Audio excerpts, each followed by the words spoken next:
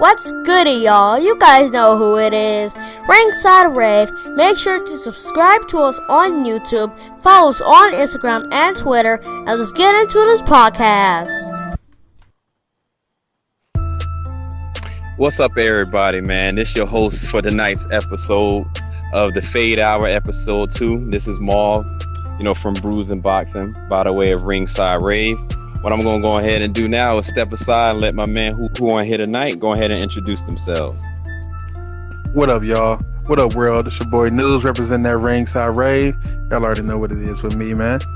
Tonight I got a little extra, a little Supreme OG pizza with me, so conversation should be good.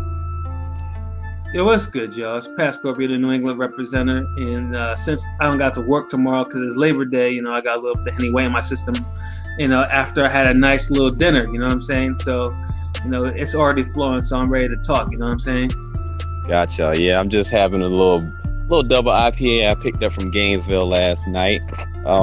Had a few of them last night, so I decided to get a 4-pack. Came back with 2. I'm going to down them on this cast, man. So, let's go ahead and get it right into it, man. We got this up-and-coming prospect, Golden Boy prospect, Ryan Garcia. And this, we had an interesting fight with Carlos Morales, man. I'm going to go ahead and let Newzz go ahead and give us his thoughts on that and definitely see what he has to say. Yeah, man. Was it interesting fight? Was it interesting? I mean, it was interesting when it shouldn't have been interesting, is what I'll say about it. Right. You know what I mean? Yeah, like, that was a showcase fight, people. That was not a fight that was supposed to have anything done to Ryan Garcia. That was not a fight in which I should be getting clips, seeing Ryan Garcia getting knocked backwards, doing the two-step. You know what I mean? You know what I mean? So I don't know. I mean, it was he did his thing. Like, he's young, of course, he's young. And it was a good fight for him to see if he can use that for his next fight. But I'm just not seeing it in him. That's all I can say. Whatever it is, I'm not seeing it in Ryan Garcia. Yeah, I couldn't agree more, man. Because I was watching this. I watched it because basically I was like thinking, this won't last long. And then what I got was just, this dude struggling. And it wasn't like this guy he was facing was like was a notorious tough journeyman or anything like that. Right. The guy was just basically, he was supposed to be like a jobber, and right. He couldn't handle him. Like, Garcia fought to spoil him because he couldn't get him out there with one shot. So it made the fight like he was a lot of holding involved in there, and I was just like, but in the second half of the fight, Morales was hurting Garcia over and over and over again. In that fight, the only score that was correct was, I think, the draw. The draw was probably correct. Like, Morales did should have taken loss, but I don't know what the hell the other judges were talking about with 98-92. Because that would mean that Garcia controlled the fight, and that did not happen. I don't even think it happened really from the first bell to the end, Yeah, Garcia just looked bad. Like, whatever it was, he didn't separate. Like, if he has a ranking, he probably shouldn't have a ranking anymore, And it's like Morales should have the ranking. For God damn it, And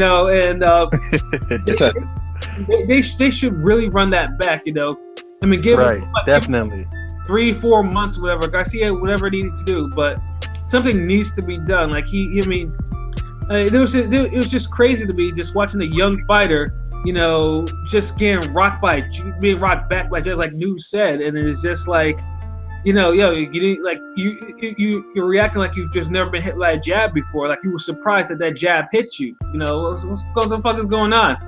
And he made no adjustments. It was god awful, and like all his hype really now should be gone from this fight. It's completely gone. No one should say, this motherfucker is like the next Oscar or whoever, man. This ain't no new Golden Boy. Now, dude has to go back to the drawing board. He's gonna have to really earn his stripes, Right, and I didn't get to see the fight last night, so I'm definitely going to concede what happened and rely on y'all opinions before I go back and watch it. Definitely check the highlights and clips on Ringside Rave. That's on Twitter and IG. Right. So I want to ask y'all, do y'all think what his flaws that he's showing right now, is that more of a product of like youth, or do you think is maybe he needs to make some coaching changes, or are we just being a little bit too harsh on him and just let him get a few more fights, or are y'all kind of seeing a trend here that's that's you can consider alarming? Oh, I think it's pretty much all of the above, except for we're being too hard on him. I mean, I think that Ryan Garcia was pretty much under the radar up until Dan Raphael made him the ESPN Prospect of the Year, and then they put the next Golden Boy tag on him because other than that, I mean, he was coming up, but he never had the eyes on him to put that type of pressure on him. He was supposed to come up and do his thing, but when you try to push him to being a superstar on the rise, then we're going to expect superstar on the rise type performances. That's and true. The last two fights that we've got out of Ryan Garcia didn't really look like he's a future star of the sport. It didn't really look like he's a future champion in the sport, if we're going to be bluntly honest with it. Right. Hint, hint. But if we're going to be honest about it, he doesn't even look like he's going to be a future champion. Not at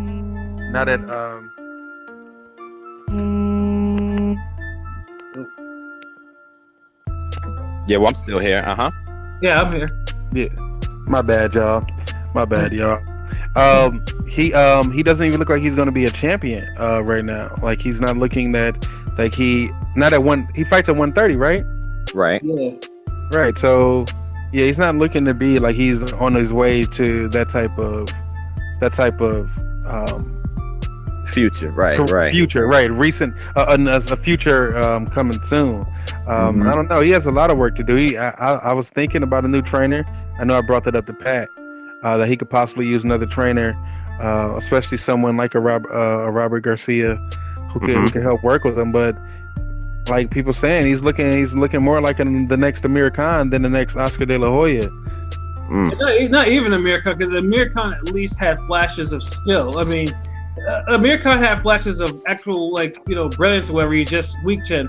Garcia it has things that can easily be corrected. It's not like, he's out here just, he doesn't have anything that can't work on. The flaws he's showing can easily be corrected in the gym, but it just only depends now if they really want to overhaul this dude's training, over this guy's routine, and see, and change all that just so he can go forward.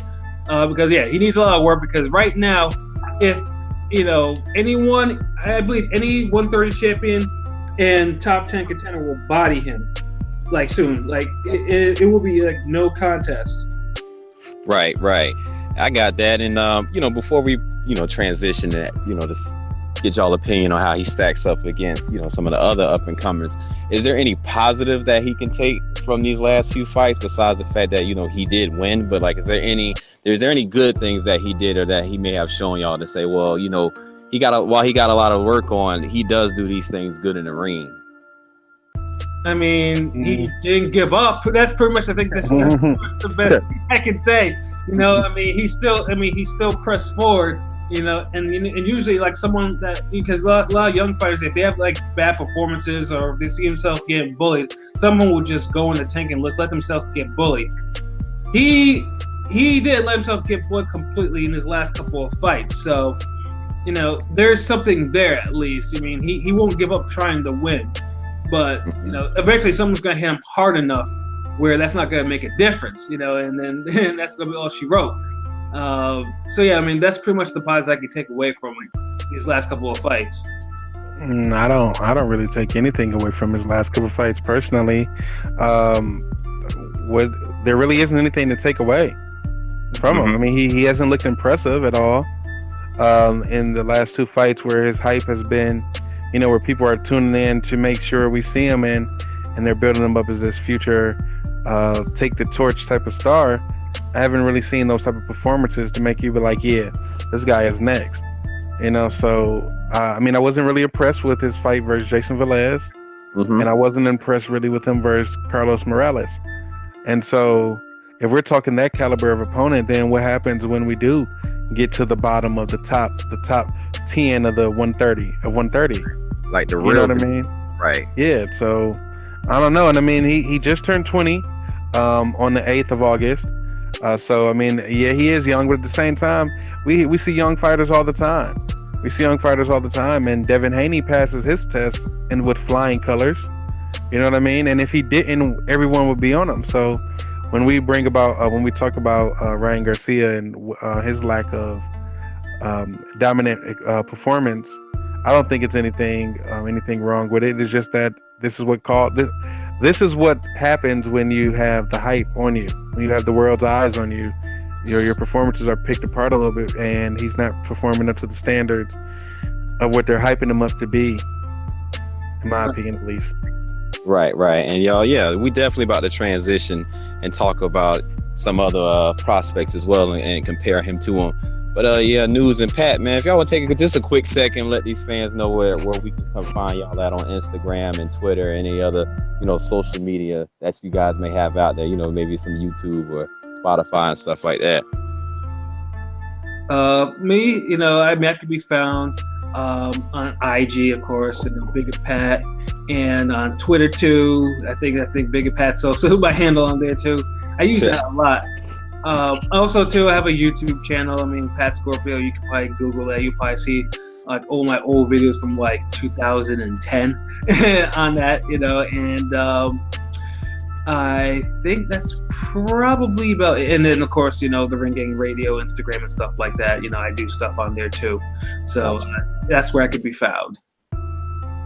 Well, me, man, you already know. Like I already got, of course, the RSR _Newzz, Twitter and IG. So y'all can definitely follow me there.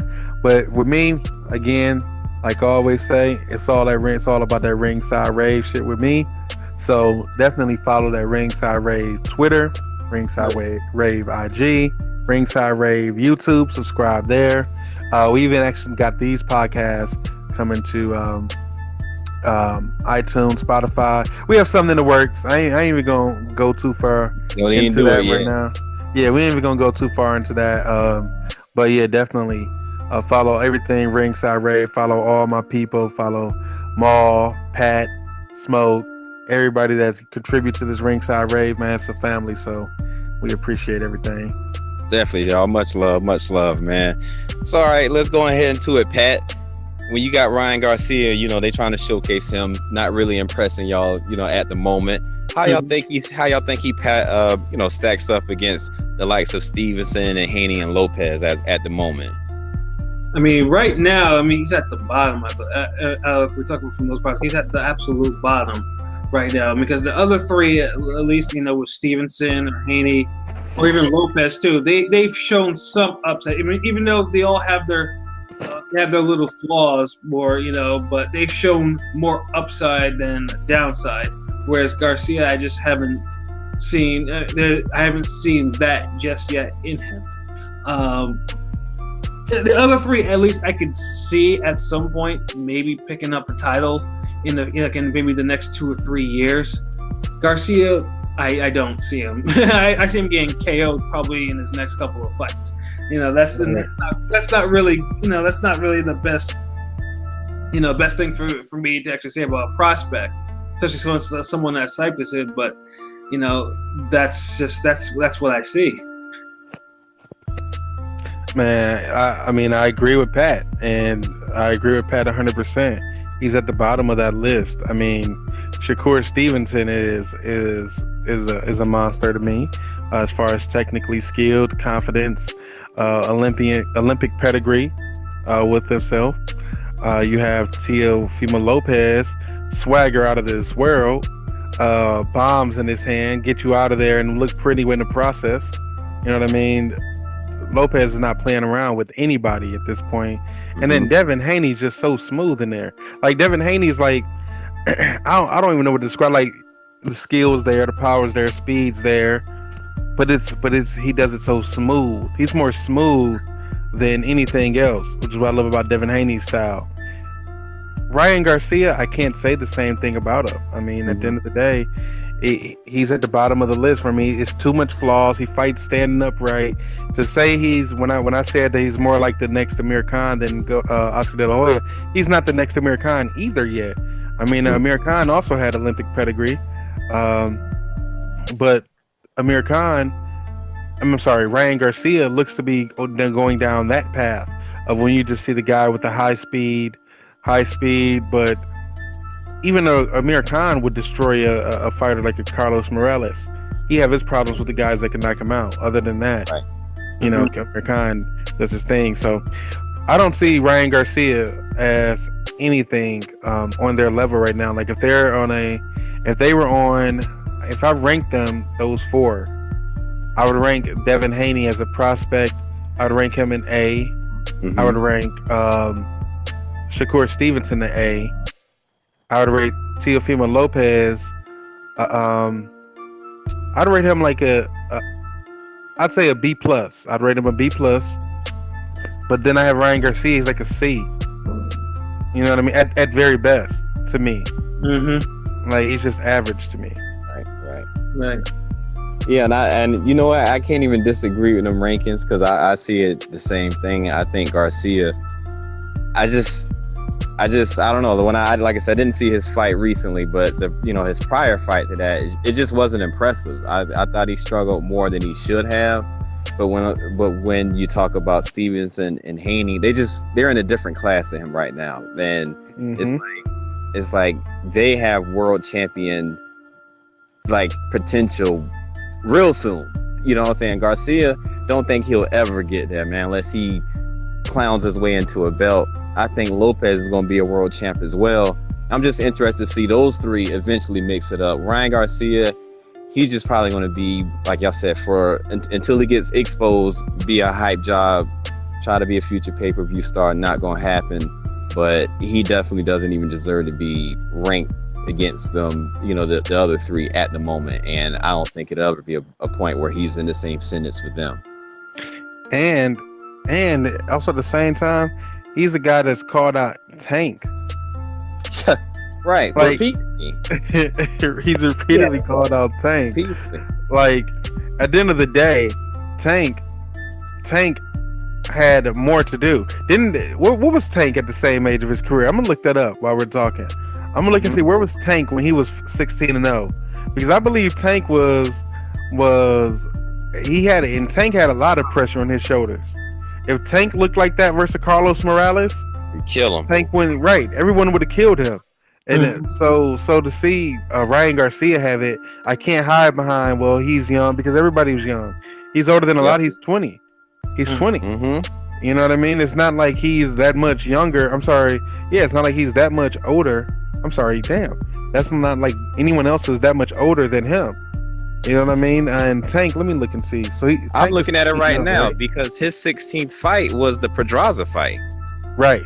And what did he do to Pedraza? A champion. So that speaks to the levels of it. So with Tank being 16-0, his 16th fight, he knocks out a champion and takes his belt, an undefeated champion. And his Ryan Garcia's 16th fight, he has a tough fight with the unheralded Carlos Morales, who has only 6 knockouts and gets rocked or wobbled in the fight. That's not really what we want to see when we're talking about future stars in the sport. And so, I don't know, I just don't see it in Ryan Garcia yet. I can be wrong, and of course, well, I hope I'm wrong, because I prefer the sport of boxing and I love being a fan of boxing over being right. But I just don't see it. I just don't see Ryan Garcia ever being that guy to be a force in the weight class that he's in with the current opponents that's around him. I don't see him beating the Tank. At 130. I don't see him beating. I don't see him beating a Devin. I know they're 135. I'm at 135, but I don't see him beating anybody at 130 at the top, because I don't know. He's too flawed to me. He has to change his trainer or something. I don't know. Mm-hmm. Yeah, like I said, I'm looking at the last few people that Tank has went in with. They would absolutely beat the hell out of a little Ryan Garcia right now, man. Tank. He better hit up Tank and ask to spar with him and learn some pointers. He did ask to spar. Yeah, he mentioned it. There too. Back down. Yeah, man. Tank smart. Tank like, come on, little boy, man. You better go on and play with somebody else now. Tank on the damn mission to unify, man. He ain't got time for Ryan Garcia. That would do nothing for him. Yeah, not at all. I think if he was actually able to get that fight, though, that would have definitely helped Tank's brand getting that knockout victory over Ryan Garcia. Yeah. Of course, unfortunately for him, that Oscar De La Hoya, he knows the skill that Tank possesses. Everybody knows the skill that Tank possesses. Right. You don't put a Ryan Garcia in the ring with somebody like a Gervonta Tank Davis. Nope. No, unless you want your fight to get ruined like ASAP. Well, you know what I mean? What about a versus Tevin Farmer? You know what I mean? Like, these guys are there in that division. That's I don't know. What about a Johnny Gonzalez? He couldn't even beat. Do you think he could beat a Johnny Gonzalez? And we know Johnny Gonzalez is older now. Nope. We know that he's at the second half of his career, about to leave the game. Could we see Ryan Garcia beating the Johnny Gonzalez? Where we see it clearly? No. Exactly. You know the answer to that. You already know the answer to that. Johnny Gonzalez might bomb him out in the first round. He would. Right. You know, so. And like I said, 130, man. 130 has a lot of rugged cats. I mean, there's Burchell, and there's Machado, and there's there's Vargas, even with his with his cuts and his and his propensity to bleed every fight. And there's Roman, and there's Salido, and there's a whole bunch of cats in there. Farmer, like I said. Yeah. And Jason Sosa. I mean, there's a whole bunch of cats that can punch. That can easily just that can just put him in the bushes. It's a dangerous division for him to be fucking around in. Exactly. Yeah, they better pick his next step up fight real careful, because that he gonna fuck around and get his ass ruined, man. But we have to see though. You know what's crazy about it though is that everybody's watching him right now. So we get to watch him develop.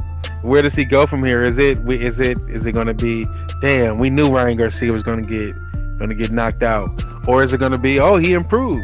That's what's the great thing about watching a young fighter, because we don't know 100%. We just all know right now he's not ready.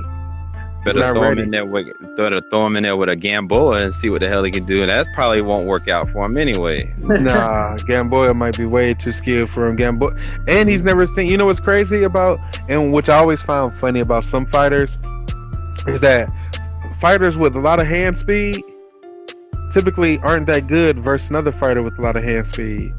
Good for the point. first time. You know what I mean? Because they're so used to having that type of hand speed advantage. And then he fights a person like a Gamboa. He's never seen hand speed like Gamboa has. That would be, I don't know, Gamboa. Even though Gamboa's chin has been tested, definitely. It failed in multiple times. But I don't know, Gamboa versus Ryan Garcia. That would be if Ryan Garcia was able to win that fight, then I'd definitely look at him very much differently. Right. If something like that happened. Any final thoughts you got, Pat, on Garcia and how you stack up before we transition? And not really. I think I said everything I needed to say about Garcia, man. Improve. Oscar's matchmaker has his or hers work cut out for him. Just gotta see what that fight is gonna be like. And hopefully he doesn't wait too long, because these young fighters need to be more active. So hopefully maybe, I don't know, because he probably went the distance, so he's probably gonna be mandated 60 days off anyways. So, but hopefully he does fight again like by November or something like that, and then hopefully there's some improvement. Gotcha. So shoot, man, let's just go ahead and jump into the big showdown that we got coming up this Saturday night on Showtime, man. We got Danny Garcia, Shawn Porter, as we await the return of Keith Thurman, maybe. Awaiting Errol Spence's next move. Hopefully that's announced soon. Let's just talk about this big fight, man. Let's just start off with the undercard. We got Adam Kanaki and Charles Martin. We got you guys, going up against, looking like Cesar Miguel. I can't pronounce his last name. I can't even say it. It's Mario Nuevo. All right, appreciate that. But yeah, y'all. Yeah, I know y'all really don't think much about the undercard heavyweight fight, but if y'all can, just spare us a few thoughts on it. I mean, man, Charles Martin is your guy, man. You set it off, bro. Man, y'all know I always teasing with messing with my man Charles Martin. He haven't done nothing really, but recently he has been training at the Mayweather gym. I think he'll have Jeff Mayweather in his corner. So we'll see, we'll see if that L that he gifted away to AJ a few years ago was just him being too young and rich all too soon, or will he kind of solidify a lot of people's thoughts of him just being trash and just go away after this.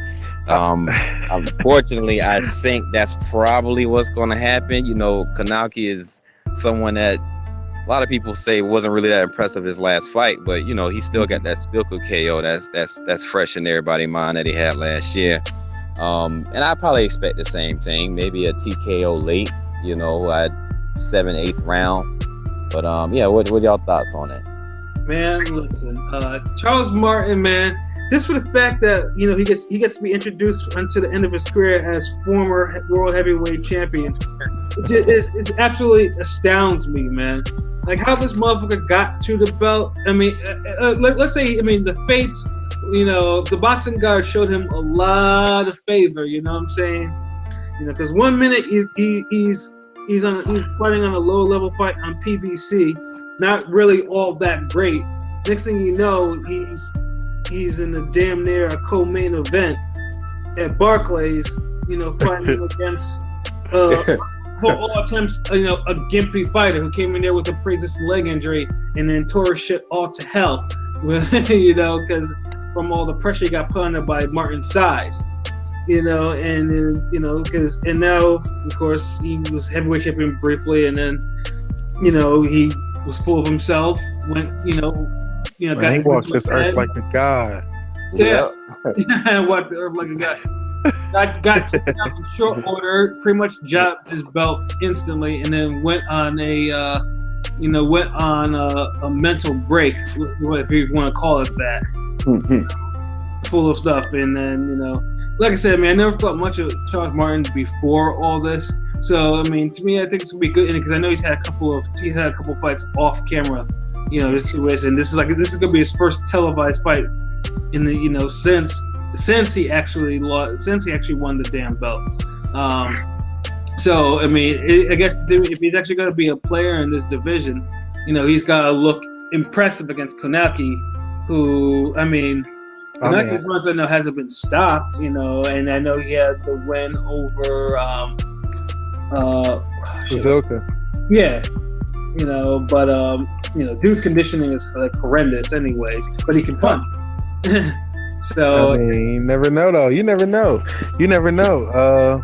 Charles Martin, the wave guy, might cause a wave.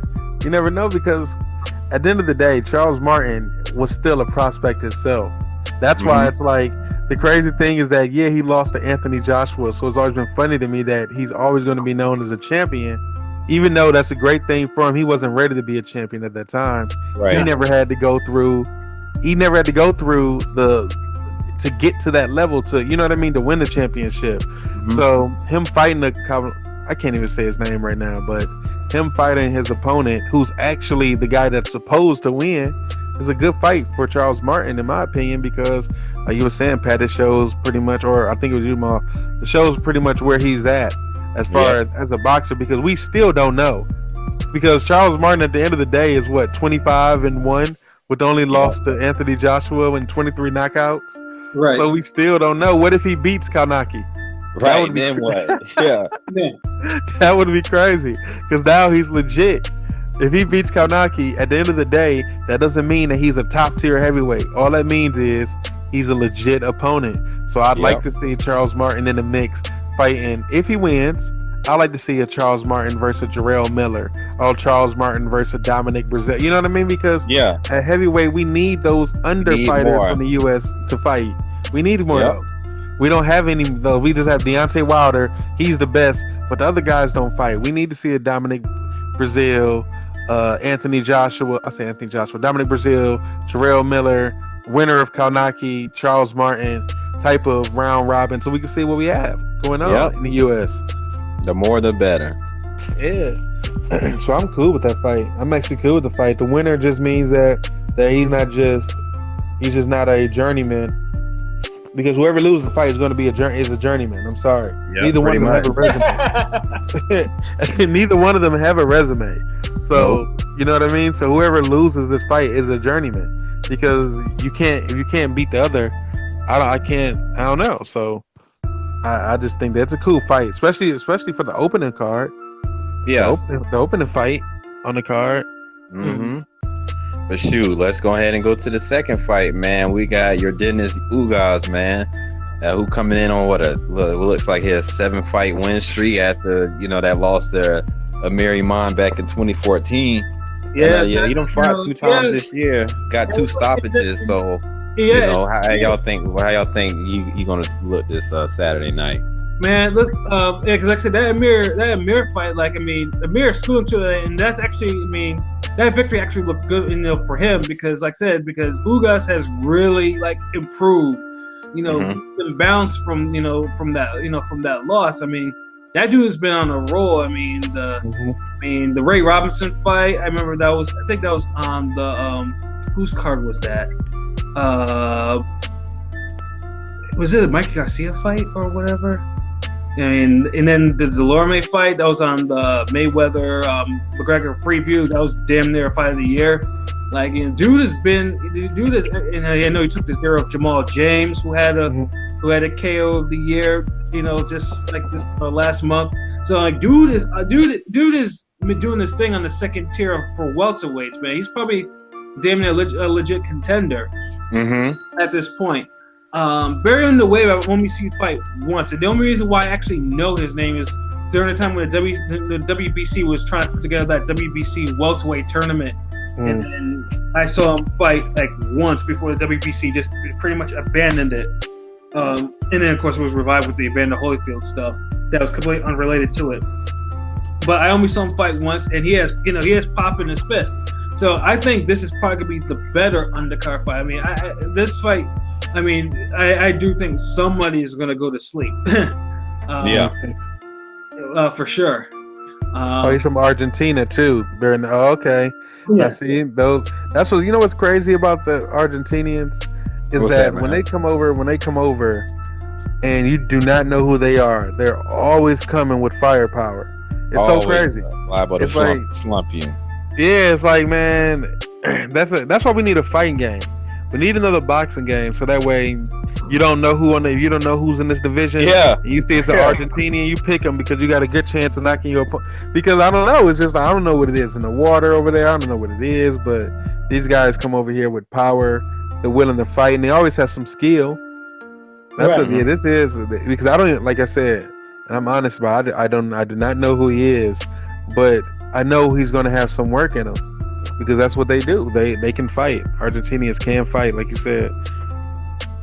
Yeah, exactly. And I do expect this one to be some power. I wouldn't even be surprised if this fight might steal the show. Yeah.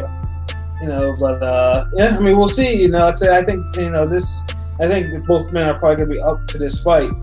And like I said, it'll definitely get people warmed up for the main event. Down with that, man. So shoot, the main event, let's go ahead and talk about it. We got Garcia and Shawn Porter. That's all that really needs to be said. Go ahead and give us your thoughts and your prediction, Newzz. Shawn Porter, unanimous decision, WBC champion. It's about time Danny Garcia finally has to get in the ring with him. The Ohio powerhouse. Yep. And what it's gonna be is, everybody think that Shawn Porter is just gonna run through Danny Garcia and blitz him and rush him, which he may do. Yeah, of course, that's what he do. But anything different. But the thing is, can Shawn Porter at the same time? Can Shawn Porter step outside and out jab a Danny Garcia? Yes. Mm-hmm. You know why? Because he was out jabbing Keith Thurman. He was out jabbing Keith Thurman at points. Right. And people forget that Shawn Porter did show us that he could box early in his career. And back on Showbox, back in the days, he used to box a little bit. before he became, because he was facing guys his size. Right. So that's the reason why. Right, but that means that he still could box. So could he step back and beat Danny Garcia up on the inside and then step out and hit him from the outside too? I think he can. I think Shawn Porter is gonna completely beat Danny Garcia in this fight. I do think Danny Garcia has an opportunity, of course, to land one of those left hooks and possibly knock Shawn Porter down. Yes, I do think that he does have the power to do that, but I'm going with my boy Shawn Porter. At the end of the day, I'm from Ohio. He from Ohio. We the Ohio players, man. I'm picking my boy to win by unanimous decision. It don't matter how. As a matter of fact, unanimous decision, majority decision, split decision, whoever's decision. It don't matter as long as that decision ends with Shawn Porter's hand being raised as the victor. That's what I'm going with. Gotcha. How about you, Pat? Man, I can't really pick right now because, like I said, both of them to me, both of them have their struggles. You know, what I mean, I don't think Danny. I mean, most people think Danny is a good boxer. I don't. I think he's, I think he struggles a little bit too much with boxing. But he's a caveman. He has a caveman chin, and you can, and I he's a caveman Garcia. He really is. I mean, that's the one thing that I can't front of. That motherfucker takes some shots. God damn, he takes some shots. So. Yep. I mean, and that's the only thing that was the one thing I've always taken away from him. Like, you can outbox him or whatever, and then, but to knock him out is another thing. It's just it's hard. And then we have Porter. I mean, Porter, I pay attention to longer than I have Danny Garcia, and not for the best reason because the motherfucker used to be all up on ESPN and Showtime too, and. I used to say I used to be like, are you serious with this guy? Because I was not impressed because there was just way too many nights that I seen. There was things I didn't like, when he was at especially when he was at 154, where he spent most of the early part of his career, and then he goes to 147, and immediately then he starts struggling with Julio Diaz of all people, right. He fights to do that, and then after that. It's just basically, mauling because he's mauling the welterweights because he basically, man, most people know him. He started as a super middleweight, man. He's going down to fucking middleweight to welterweight, and he's mauling people. I mean, he bullied Devin out of his title. I mean, he brutalized Paulie. I mean, this is what he does. And I don't see, the only time it failed really is against Kell Brook, who boxed his head off. No, who grabbed him and held on for dear life. Who boxed his head off. And grabbed on to that man. Let's put it this way: there was no debate whether or not Kell Brook beat Shawn Porter. He did. He did win the fight, but he was also assisted by the fact that he was grabbing on to that man like a woman going through a hunting house. Yeah. That's. He got to me. Porter got beat by his own. Because Porter looked amateurish in that fight. He didn't look, and this is where I thought maybe Thurman would actually one up him. But I was there in the fight, and Thurman went life and death with Porter. And this fight, it's probably the best fight that's actually aired in this generation for welterweights too. But how Porter was actually able to put Thurman, who is a big welter, under that much pressure was surprising to me. Was really surprising, and it ended up in that close fight. Let's go Showtime. Go ahead, Pat. Yeah, so I just don't see anything different he's gonna do with Dan. I really think he's gonna maul him like he did with Berto, Eric Bonet or whatever. That's what he's gonna do. I mean, because I don't think Danny is not gonna win the fight inside unless he throws a couple of one of them PR specials at him. And I think it's gonna be a dirty fight. There's gonna be blood, and it's not gonna be from people. It's not gonna be from the fist either. It's gonna be from head clashing, all types of wild shit. That's what's gonna happen. And honestly, I wouldn't even be surprised if this shit goes to a technical decision. And because like I said, I don't think if it goes on the inside, I don't think Danny has enough strength to actually deal with Porter's power because Porter's a strong motherfucker. So I think Danny's only way to really win is to be able to to step back and time his left hook over and over again, and above all move his fucking hands. You can't be over there you can try to land your left hook or whatever, but if you want to beat Porter, your hands got to be a little busy, and that's one of Danny's things in the past. He's not a busy fighter. He lets himself get out. I mean, against Rios, he let himself get outworked for like at least half of the fight. Struggling almost until he was able to, until Rios got knocked out with the right hand. I don't see Porter getting knocked out by one right hand. And so, like I said, if Danny's gonna win, he's gonna have to move his hands, really go to his body, and really step back, throw the left hook, and move and get the hell out of Dodge. Do not get tied up with him. If he fails to do this one, it's gonna be ugly, and Porter will win, will maul him to a decision. If he does if he doesn't let Porter maul him, I mean, there's a good chance that Danny can knock him out because Porter has been overly reckless these days. I mean, so how does he? Let's talk. So how does he? How does he take advantage of Porter's recklessness though? Like, can we see Danny Garcia, even though and we know he's a really good counter puncher, right? We know he's a really good counter puncher, right? Mm-hmm. Danny Garcia backing up and catching Shawn Porter as he's coming in, leaping in, because Shawn Porter does do that leaping left hook a lot. Mm-hmm. Right. And that's the same thing I was thinking. My bad, Newzz, but yeah, that's what I was thinking too. I was like, Garcia is going to have to do exactly what you just asked.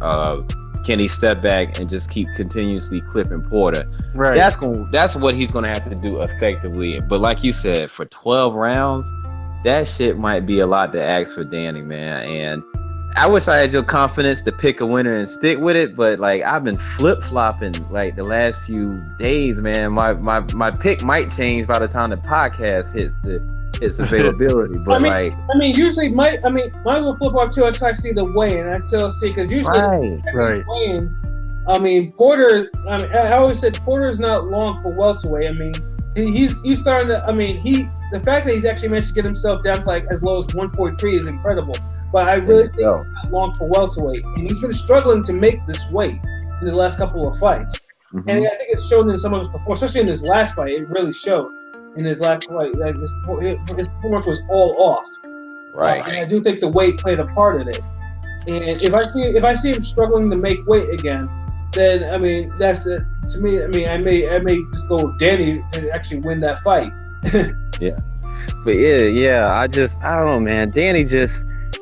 He's in his right weight division at 147, but I just haven't been impressed with him since he's gotten to 147, man. So it's just like on that end, I think the activity of Shawn Porter is why I think ultimately he's gonna win. I think it's gonna be that Garcia sometimes we see it seem like a slow starter too, man. And if you give Shawn Porter that confidence by like round 3 where he feel like he got some rounds in the bank and he can be, as you say, overly reckless, that shit might play into his hands against somebody like Garcia, man. Because like when the Thurman fight, when Thurman was aggressive with him, Thurman was damn near, having consistent, having easy time hitting him.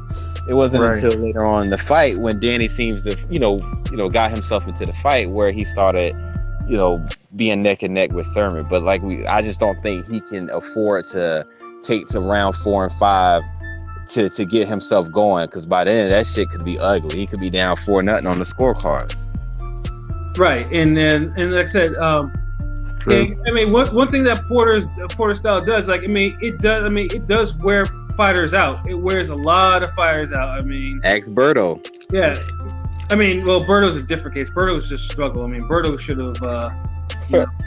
should have fought better, and it was shameful that he actually got beaten down the way he did, But, I love that about Shawn Porter style, man. I don't know. It's just something about when Shawn Porter is getting the win, and when you know that he's winning this fight, Shawn Porter's just like he just beating your ass. That's what it looked like. It don't look like nothing else. That's all it looks like. Beat the shit out of you, Yeah, there's like two dudes in the middle of in a bar or something, and just one dude just getting off on the other guy, just going crazy. That's what it looked like. That's what it looked like when Shawn Porter, like he did Malignaggi, like how he did Devin Alexander, like how he did Andre Berto, like he was doing Eric Bonet, like he was doing AB. AB had to hold on for dear life. You know what I mean? It's like, because the way that he fights is so reckless. It's like, damn, man, come on, man. Like, that's all you can say to Shawn Porter, because it's hard to box that style. Right. You know what I mean? Even with Thurman, like I said, Thurman, for the most part, is a good boxer, but Thurman was literally fighting every minute of the round. Like Thurman was cracking him over and over and over and over with hard shots, probably the hardest shot I've ever seen him throw, and he just kept on coming until he got worn out. Yeah, and he buckled him one time. Yeah, with that one shot. Yeah. Yep. Mm-hmm. But now, and it's just like, but can Garcia turn it into a boxing match? And even if he can he win that? Like let's say he does limit, Porter coming in and roughhouse tacting him, and then it turns into, a fight like kind of like he had with Granados. Like, can he win a decision? Can he outbox Danny Garcia? Yes, I think so. I think he can. I mean, I would like to say. I mean, I haven't really seen Porter outbox anybody in a while. So I mean, I actually don't see that actually being the plan. I just don't see it. I just think Porter just knows only one way to deal with these welters, and it's just to maul them, until to either the final bell or until they go to the canvas. That's all I can see. All I can see is Danny Garcia strength. That's where it's going to play a part. Like Kell Brook's strength is what kept him in the fight, but then allowed him to use his superior boxing skills to beat Porter. That's what Danny Garcia would have to do. He'd have to employ the same style, because I can't see Danny Garcia winning the wrestling match with Shawn Porter. No. He has to let his hands go like Keith Thurman was and throw. But have we ever seen Danny Garcia let his hands go like Thurman? Have we ever seen Danny Garcia being able to box off the back foot? Like, we've seen him being able to counter off the back foot, but have we ever seen him being able to go full rounds off of the back foot and win these rounds against pressure? Remember, Lucas Matisse was also beating Danny Garcia, and Lucas Matisse isn't known for his boxing skills. He was also clearly beating Danny Garcia the first half of their fight too. Right, he was. So that's what I'm saying about a Shawn Porter. If you get Shawn Porter like the first 5, you're not winning that fight, because it's hard enough for a Keith Thurman. We've already seen Kell Brook. Yes, he clearly won, but it was a competitive fight. We've seen Keith Thurman have a very competitive fight with Shawn Porter. So we know that Shawn Porter fights if he's not at that elite level, he's right underneath it. So do we think Danny Garcia is going to be able to keep? I don't know. I haven't seen that out of Danny Garcia yet, where I would say it, which why I'm picking Shawn Porter. But I think this fight will go a long way in how people view Danny Garcia going ahead in the future, because I didn't think he won the Lamont Peterson fight. Yep. I mean, I really didn't. I know people gave him the fight, but I thought Lamont Peterson at worst. I thought he won the fight, but I thought Mauricio Herrera won the fight. I thought Herrera just schooled him, and I was like, are you kidding me? It's like, this is, I mean. And I was just gonna say, I thought that people said it was because I know people are gonna say, well, Shawn Porter can't box like him, but it wasn't really the boxing skills of Herrera that was beating Danny Garcia. It was the jab, and I think Shawn Porter's jab will be heavy in this fight. I think that is going to be the only surprise thing that Danny Garcia may not be ready for. I think it's going to be just his jab, because Shawn Porter does have a good jab. If he uses it. If he uses it, he has a really good jab. So we'll see. That's it. But I'm going with my boy Shawn Porter. Who y'all? We last saw Garcia in February when he beat Rios, and we last saw Porter in November when he beat Granados. Man, not that it's going to be a big outcome on the fight, but who y'all think got the momentum going into the fight, man? I mean, personally, I wasn't impressed by either of those fights, because Granados at least is a tough guy, but Porter seemed really off in that fight, whereas Garcia looked bad against Rios until he scored the highlight reel KO. So I think Garcia has a little bit of momentum because of that KO. like I said, it's no shame to go distance with Granados. I mean, Granados hasn't been stopped yet, but Rios is pretty washed right now. I mean, this is a guy that got stopped by Tim Bradley of all people. So it's right. And then you actually see Rios having some success against Danny, backing him up and bullying him up a little bit, looking almost vintage like he was back in his 135 days.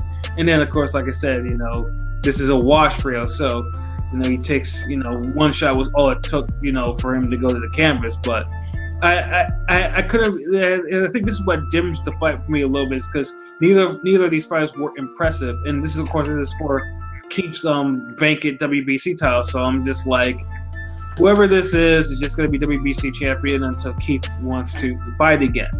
So that's just where I am in terms of where momentum and where I think this.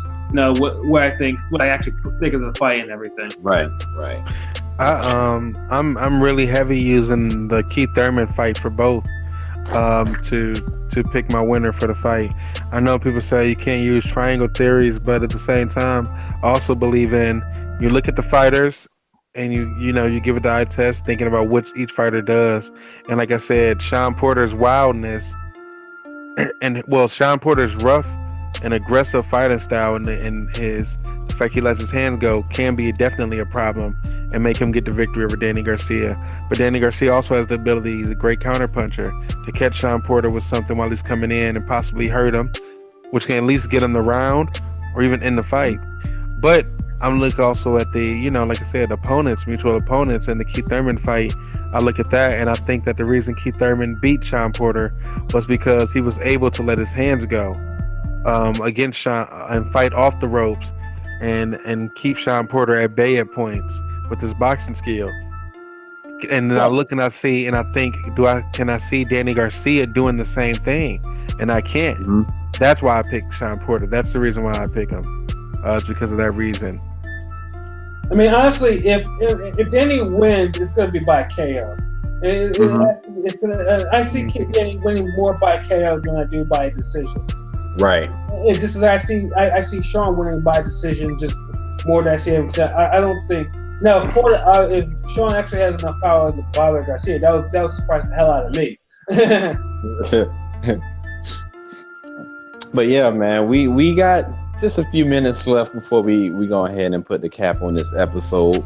Man, we here at Ringside Rave, man, we love our boxing, but we know NFL season around the corner, man. Newzz, you want to drop something about your Bucks? We know Pat gonna say something about his damn Eagles. Wow, he been insufferable since goddamn February, but yeah, man. What's good in the Bucks? Goddamn right there, man. Listen, man.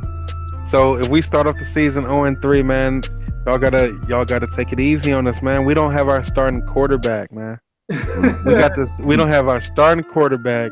We starting the season off. We getting punished. We got to start off the season against the Saints. Then we got the steel curtain. Then the Eagles. Yep. You know what I mean? Like, come on, man. With Ryan Fitzpatrick, and it's not that I dislike Ryan Fitzpatrick, because I do dislike Ryan Fitzpatrick as a starting quarterback, but I think he's a good backup quarterback. But he's not strong enough, I don't believe, to get us these victories. But at the end of the day, though, outside of those first 3 victories, when we may start off the season 0-3, man, people don't want to see us, man. Come on, man. We got Vincent Jackson. I'll say Vincent Jackson. We got Mike Evans. That's how you know this Supreme OG is supreme. We got Mike Evans. We got Deshaun Jackson. We got RJ in the backfield. We got Peyton Barber. We got Famous Jameis, a.k.a. Mr. Incredible. That's what he doing. That's what he is on the field. He just tired of people hating on my boy, man. I think we're going to go. I think I'm going to put this on record. I think we're going to go. We might start off 0-3. I think this season we might go like 7-9 because we're going to start off 0-3. I think we're going to go like 7-9 this season. 8-8 at best. That's it. I talked all that trash for 8-8 season. So imagine when we go in 12-4, the type of talk I'm gonna have for y'all. Ridiculous. Shit. Well, I mean, you already know, man. Eagles are number one. I mean, out there all these years, and I was getting tortured by all these, people. Oh, no Super Bowls. Eagles stink. Division. and after that we have possibly the top one victory of all time in the goddamn Super Bowl, the most dramatic victory ever. In fact, 2017 Eagles are probably the greatest team of all time. And yes, you can call me on that. And yes, I know there are other great teams, but Eagles are number one. We overcame so much. No other team could do what that team did, and go into and then win a goddamn Super Bowl over Tom Shady. And Tom Shady. That is why I've been insufferable since. Like, everywhere I go, I tell all these Pat fans around, because I live in Pat's country, that Eagles are number one. I tell all these Giants fans, fuck Eli, Eagles are number one. I tell Skins, y'all haven't had a playoff victory since 2006. Eagles are number one.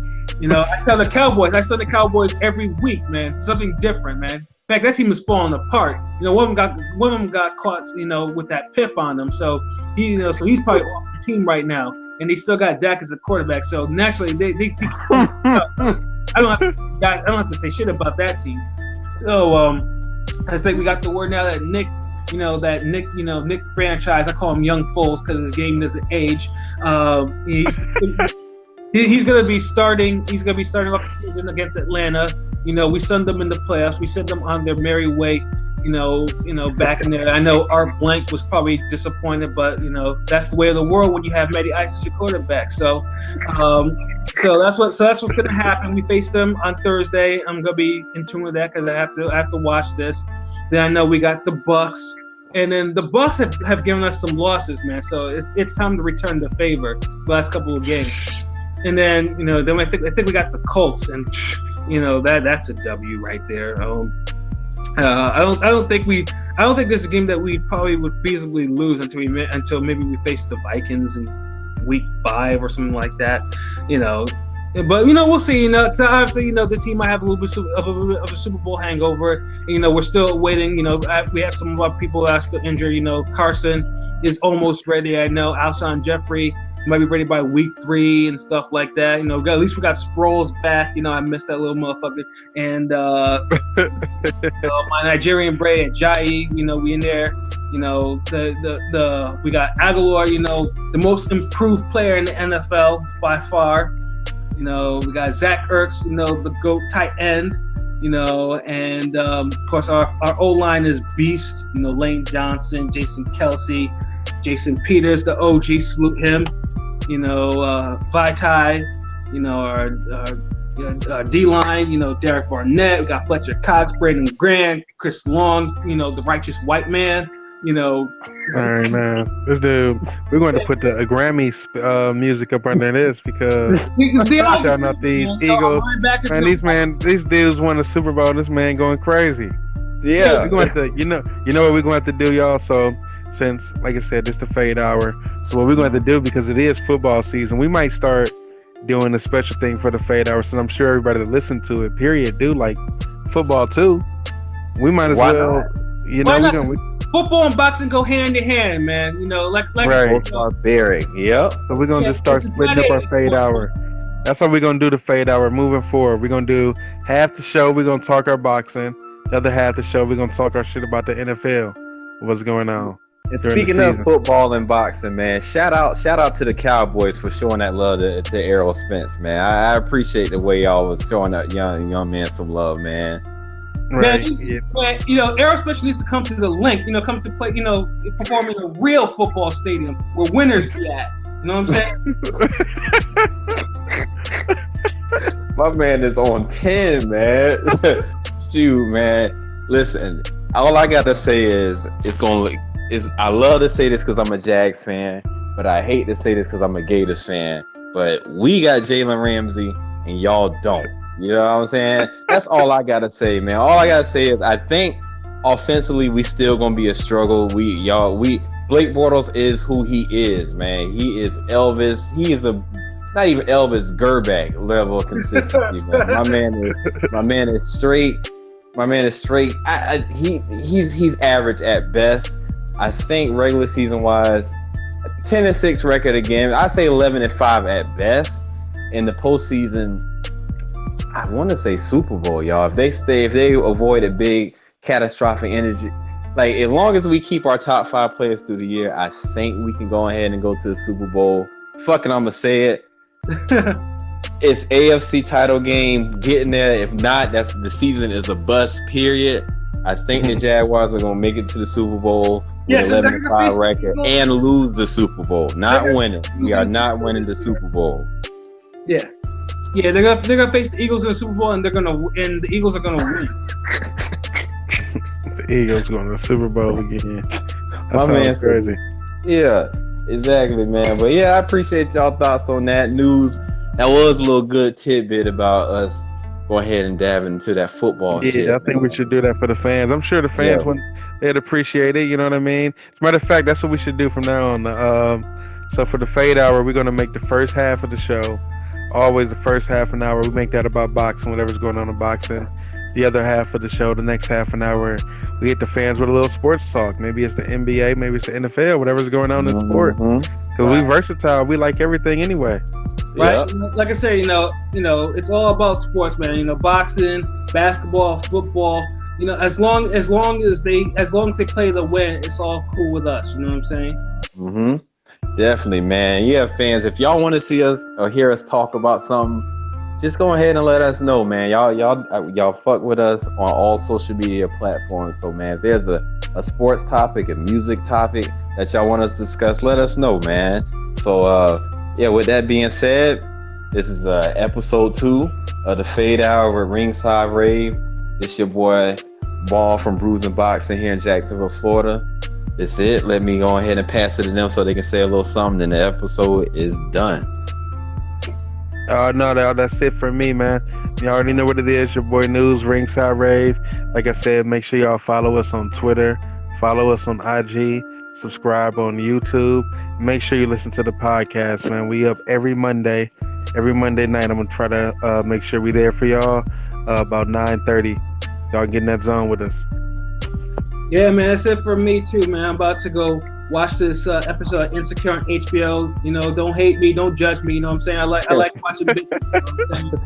I like it too, dog. Yeah, so that's what's gonna happen. And then just to reiterate, next month, I'm gonna be in the house for Andrade versus Saunders at TD Garden in Boston. So if you're in the area, man, come check me out. I'm the tall nigga with the goatee and the shines in his ears, and I'm gonna have a hat and a shirt on. You know what I'm saying? So check me out. Watch out for me. I'm on the floor, baby. So yeah, that's all I gotta say. All right, y'all, man. Shout out to Smoke. Shout out to P, man. Other Ringside Raid contributors, man. Again, man, thank y'all for listening to us, man. We love y'all. We thank y'all for the support, man. And we out. One. Thank you guys for listening to Ringside Rave. We appreciate you guys. We'll see you next time. Peace.